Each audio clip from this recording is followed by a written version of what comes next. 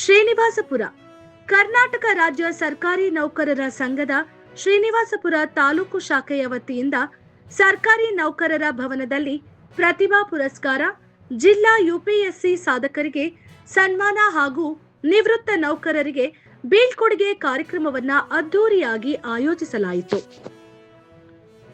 ಕಾರ್ಯಕ್ರಮದಲ್ಲಿ ಪಿಯುಸಿ ಹಾಗೂ ಎಸ್ಎಸ್ಎಲ್ಸಿ ಪರೀಕ್ಷೆಯಲ್ಲಿ ಉತ್ತಮ ಅಂಕಗಳನ್ನು ಗಳಿಸಿರುವ ಪ್ರತಿಭಾವಂತ ವಿದ್ಯಾರ್ಥಿಗಳನ್ನು ಸನ್ಮಾನಿಸಿ ಗೌರವಿಸಲಾಯಿತು. ಜೊತೆಗೆ ಯುಪಿಎಸ್ಸಿ ಪರೀಕ್ಷೆಯಲ್ಲಿ ಸಾಧನೆ ಮಾಡಿದ ಜಿಲ್ಲೆಯ ಅಭ್ಯರ್ಥಿಗಳಿಗೆ ಅಭಿನಂದನೆ ಮತ್ತು ಸನ್ಮಾನ ಮಾಡಲಾಯಿತು. ಹಲವು ವರ್ಷಗಳ ಕಾಲ ಸರ್ಕಾರಿ ಸೇವೆ ಸಲ್ಲಿಸಿ ನಿವೃತ್ತರಾದ ನೌಕರರಿಗೂ ಆತ್ಮೀಯವಾಗಿ ಬೀಳ್ಕೊಡುಗೆ ನೀಡಲಾಯಿತು.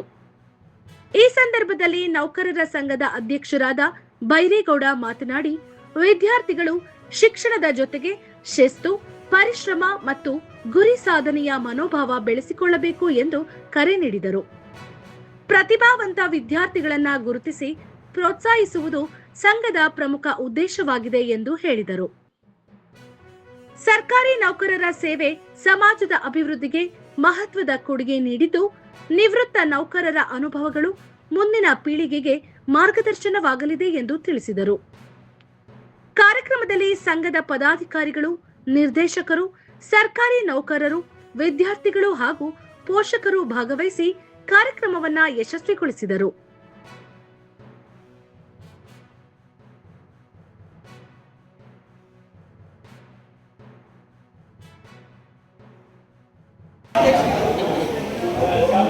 ಎಲ್ಲ ಕ್ರೀಡಾಪಟುಗಳಿಗೆ ಅಭಿನಂದನೆಗಳು. ಎಲ್ಲರ ಪರವಾಗಿ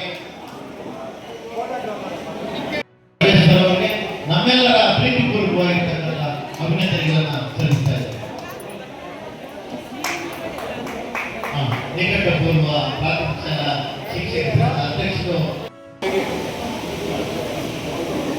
ನಮ್ಮ ಎಂ ಪಿ ಸರ್ ಎಲ್ಲಿದ್ರು ಬರಬೇಕು.